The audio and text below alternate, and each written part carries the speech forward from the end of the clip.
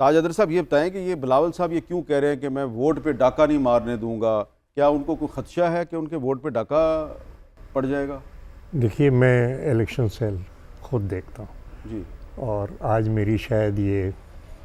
32ویں complaint تھی، اور یہ سلسلہ بہت آپ پرانا 32 کمپلینٹس کر چکے ہیں۔ میں جو آخری ہے وہ یہ ہے کہ شانگلہ میں ایک پوسٹ آفس کو گھیرا گیا مسلم لیگ کے ورکرز نے، اور وہ اس بیلٹ جو پوسٹل بیلٹ چھیننے کے لیے آج اخبار میں یہ چیز چھپی ہے، اور وہ مجبور ہو گئے کہ پوسٹ آفس کو تالا لگا کے بھاگ جائیں۔ بہت سی جگہ نہیں بھاگے ہوں گے۔ تو اس قسم کی جو چیزیں ہیں یہ ان کو اگر قیادت ہی نہ کرے، روکے، یا جس طریقے سے حملہ ایک امیدوار نے بلاول صاحب کے آفس پہ کیا لاہور میں اور اس پہ کوئی کارروائی نہیں ہوئی، جس طریقے سے ہمارے کال سینٹر سے سارا سامان اٹھا کے لے گئے، اور جن کی رپورٹس ہم باقاعدہ کرتے رہے کہ جناب یہ تمام چیزیں ہو رہی ہیں اور ان کو روکا جائے، جس طریقے سے کوشش کی جا رہی ہے، بلکہ 2-3 حلقوں میں پورے کے پورے پولنگ اسٹیشن بدل دیے گئے، ایک حلقے میں 42 پولنگ اسٹیشن بدل دیے گئے۔ تو ٹھیک ہے، لیکن اس کا ذمہ دار کون ہے؟ اس کا ذمہ دار الیکشن کمیشن نہیں ہے؟ نہیں، الیکشن کمیشن کو ہم شکایت کرتے ہیں اور ہم اس سے توقع کرتے ہیں کہ آپ اس پہ کارروائی کریں، انسٹرکشنز دیں۔ کچھ سلسلے میں کبھی انہوں نے ایڈمنسٹریشن کو دی ہیں انسٹرکشنز، لیکن وہ انسٹرکشنز فالو ہوتی ہیں یا نہیں ہوتی ہیں، یہ ان کی بات ہے۔ ہم نے بہت پہلے سے، فاروق بھائی یہاں تشریف رکھتے ہیں، آبادی کے اوپر جو ہمارے تحفظات تھے اور ہم نے اٹھائے، کچھ نہیں ہوا۔ فاروق بھائی، یہ آپ کو بھی کوئی شکایت ہیں ایسی کہ الیکشن کمیشن جو ہے وہ لیول پلینگ فیلڈ نہیں دے رہا؟ الیکشن کمیشن کو ہم نے بھی یہ جب سے گزشتہ منتخب حکومتیں گئیں، اسمبلیاں گئیں، تو ہم نے جو سب سے پہلا اور بڑا خدشہ ہمارا تھا وہ تھا کہ جو بیوروکریسی ہے، سویلین اور پولیس انتظامیہ،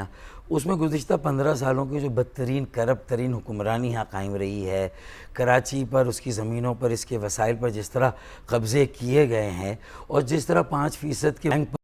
اپنی جو سیٹیں بلدیاتی انتخابات میں 15,000 پر اور ہماری 90,000 پر لا کر جو لیول پلینگ فیلڈ کا بیڑا غرق کیا تھا صوبائی حکومت نے، پیپلز پارٹی کے اس وقت، اور جس طرح الیکشن کمیشن کو عضو معطل بنایا تھا، اگر وہ سیویلین بیوروکریسی اور پولیس ایڈمنسٹریشن میں ٹرانسفر پوسٹنگ میں اگر دیگر صوبوں سے لوگوں کو اگر نہیں لایا گیا 6 ماہ میں، کیئر ٹیکر حکومت سے ہم بنتی کرتے کرتے، التجا کرتے کرتے تھک گئے۔ الیکشن کمیشن اور پاکستان سے ہم نے بارہا کہا ٹھیک ہے، وہ رکاوٹیں نہیں ہیں جو پہلے 2018 میں تھی کہ ہم آفس کھولتے تھے اور وہاں رینجرز آ جاتی تھی، وہ والی رکاوٹیں بہرحال نہیں ہیں، اور ہم کارنر میٹنگ کرتے ہیں، جلسے کر رہے ہیں، لیکن ہمیں یہ کھٹکا اور ڈر ہے کہ این الیکشن والے دن وہ جو 15 سالوں کی لیگیسی ہے، وہ جنی جو باہر آ گیا تھا، جو دولت کے نشے میں بدمست ہاتھی جو چھوڑے ہوئے ہیں، وہ اس انتخابات کو اسپوائل نہ کرے، اور پھر اربن سندھ کا مینڈیٹ ہے اس کو جو ہے وہ کہیں پر جو ہے وہ اس کو جو ہے وہ چھینا نہ جائے اور اس میں دھاندلی نہ ہو۔ اچھا، یہ شکایت کہیں اور بھی ہیں، تو ایک گجرات کا حلقہ ہے NH65، وہاں آزاد امیدوار ہیں جن کو PTI سپورٹ کر رہی ہے، سید وجاہت حسنین صاحب، وہ کیا کہہ رہے ہیں ذرا سنیں۔ میں سید وجاہت حسنین حلقہ NH65 سے بطور پاکستان تحریک انصاف کے امیدوار گجرات سے الیکشن کانٹیسٹ کر رہا ہوں۔ میرے مد مقابل قمر زمان قاہرہ صاحب ہیں پیپلز پارٹی سے، اور نصیر عباس صد صاحب ہیں نون کے، جو شیر کے نشان پہ الیکشن لڑ رہے ہیں۔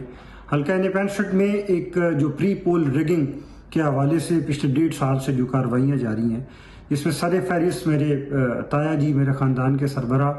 فیض الحسن شاہ صاحب کو 26 دن حراست میں رکھا گیا، غیر قانونی حراست میں، اور تشدد کا نشانہ بنایا گیا۔ اسی طرح میرے جو بڑے بھائی ہیں حبیب شاہ صاحب، میرے والد صاحب ناصر شاہ صاحب، ان کو بھی قید و بند کی صورتیں برداشت کرنی پڑی۔ اور اس کے علاوہ آج کل جو میرے بڑے بھائی ہیں، جو جن کے پاس بینائی کی طاقت نہیں ہے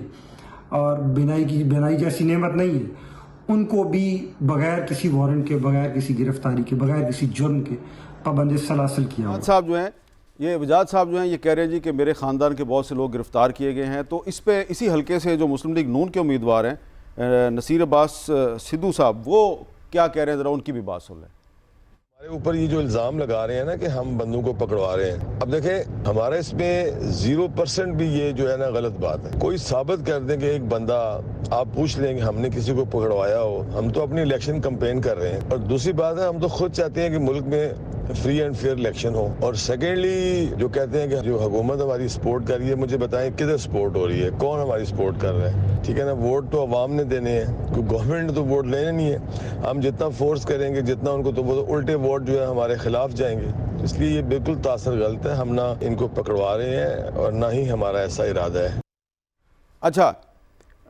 خرم شیر زمان صاحب، آپ نے بھی کچھ ایسی ہی باتیں کی ہیں، تو اب یہ بتائیں کہ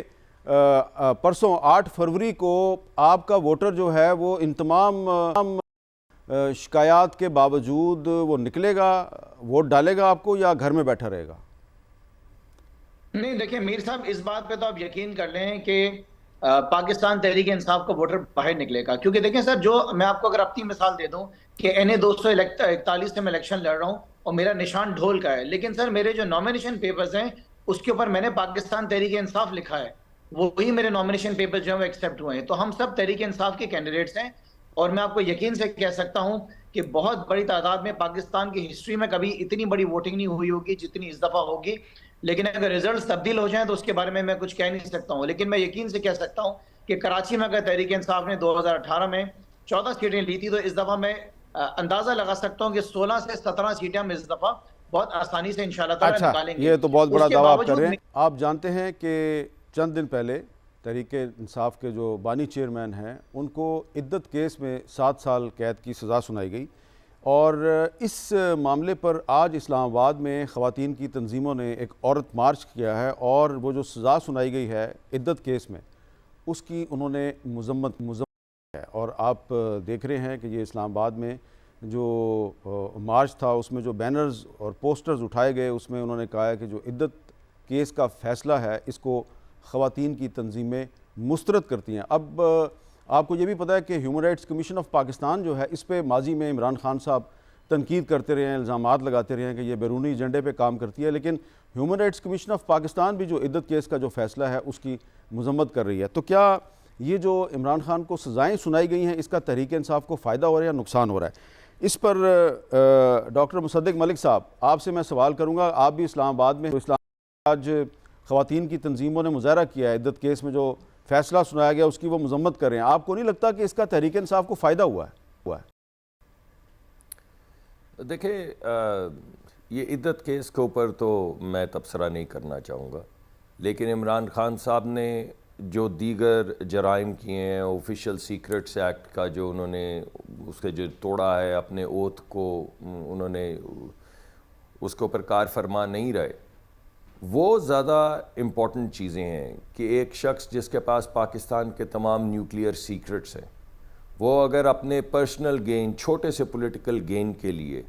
اگر وہ بین الاقوامی سطح پہ ہمارے تمام تعلقات، اور یہ تعلقات صرف امریکہ تک محدود نہیں ہیں، اس سے پہلے مشرق وسطیٰ کے اندر بھی ہمارے کچھ دوست ممالک ہیں، ان کو کہہ دیا کہ انہوں نے ہمیں روکا تھا، ہم آپ کے پاس ترکی میں نہیں آئے، ملیشیا میں نہیں آئے، پھر کہہ دیا ہمیں نہیں رکنا چاہیے تھا، پھر کہہ دیا، یعنی عجیب و غریب حرکات کی ہیں. یا فرانس کے صدر کے ساتھ جو حرکت کی، جس کی بعد میں فرانس سے وضاحت آتی رہی کہ بھائی وہاں کے صدر نے کوئی فون نہیں کیا تھا، آپ نے ایمبیسی کے ایک ٹیلی فون کو کہہ دیا کہ فرانس کا صدر مجھے فون کر رہا ہے، میں نے اس کا فون نہیں لیا. یعنی جس شخص کو ملک کی خارجہ پالیسی کا بھی پاس نہ ہو،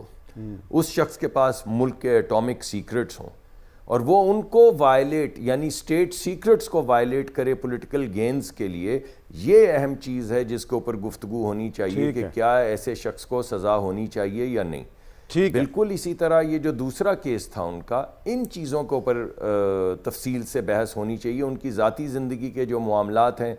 میری اپنی تو میرا میں سمجھتا ہوں اس پہ تبصرے کرنے کا فائدہ نہیں. تو تاج حیدر صاحب، آپ بھی مصدق ملک صاحب سے اتفاق کرتے ہیں کہ اس معاملے پہ بات کرنے کی ضرورت نہیں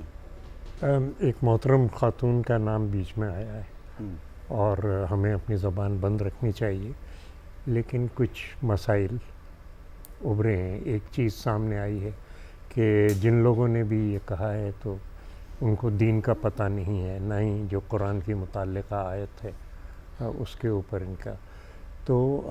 اگر اس پہ بات ہو کہ ہاں کیا دین کے احکامات کیا ہیں